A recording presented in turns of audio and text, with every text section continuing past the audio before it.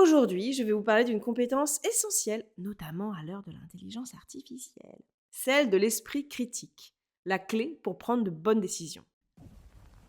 Psst, soft skills, astuces, curiosité.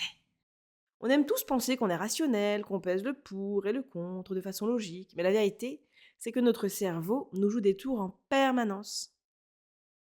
L'auteur et prix Nobel Daniel Kahneman l'explique très bien. Nous avons deux vitesses de pensée. Un cerveau rapide, intuitif, qui prend 95% de nos décisions en pilote auto. C'est pratique, mais c'est lui qui utilise des raccourcis, les fameux biais cognitifs. Et puis on a un cerveau lent, rationnel, qui analyse et qui calcule.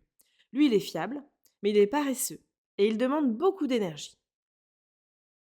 Prendre une bonne décision, ce n'est donc pas être plus intelligent, c'est savoir quand appuyer sur pause pour déjouer nos automatismes et activer notre cerveau lent. C'est adopter la méthodologie pour se poser les bonnes questions. Deux étapes.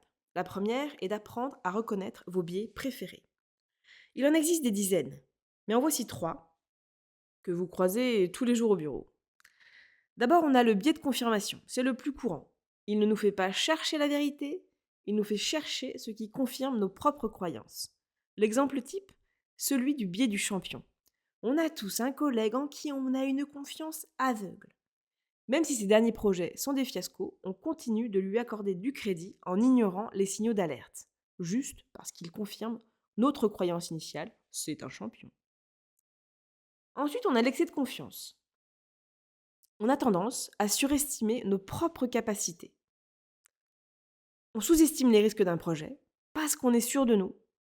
Des leaders comme Carlos Tavares de Stellantis ont même admis avoir sous-estimé la concurrence de Tesla à leur début à cause de ce biais. Et puis enfin, on a le cadrage serré. C'est notre tendance à voir un problème avec des œillères, souvent de manière binaire, oui ou non.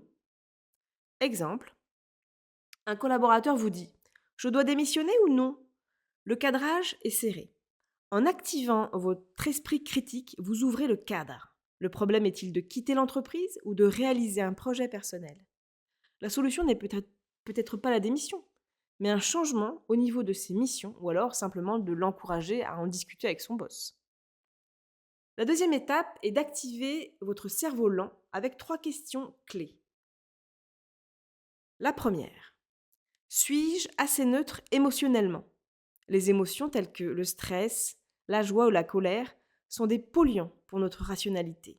Une bonne nouvelle le matin peut vous rendre trop optimiste sur un dossier risqué. L'astuce, celle d'Andy Grove, l'ex-patron d'Intel.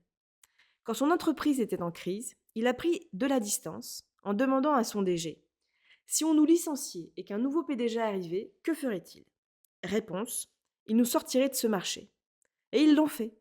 Cette question a permis de sortir de l'émotion pour prendre une décision rationnelle. La deuxième question: ai-je les ressources nécessaires pour décider? Le cerveau lent est gourmand en énergie. Si vous êtes fatigué, surchargé mentalement ou que vous enchaînez les réunions, votre cerveau bascule en mode rapide et automatique. L'astuce: ne prenez jamais une décision stratégique un vendredi à 18h. Reportez-la au lendemain matin ou au lundi matin. Avoir les ressources, c'est aussi être assez informé et avoir les bonnes données pour nourrir votre cerveau lent. Et enfin, la troisième question: suis-je prêt à aller contre la norme?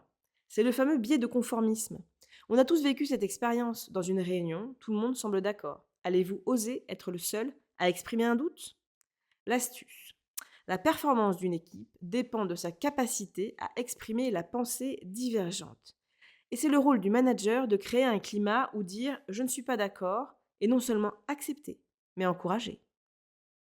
En résumé, l'esprit critique, ce n'est pas un don, c'est une discipline. Ce n'est pas être négatif, c'est être lucide. Ça commence par l'humilité de reconnaître qu'on est tous biaisés.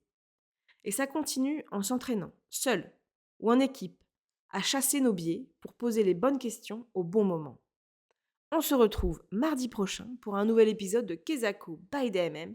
Et d'ici là, quel est le dernier biais que vous avez repéré chez vous ou dans votre équipe cette semaine? Vous aimez l'émission? Abonnez-vous sur Spotify pour m'aider à la faire connaître. Psst, soft skills.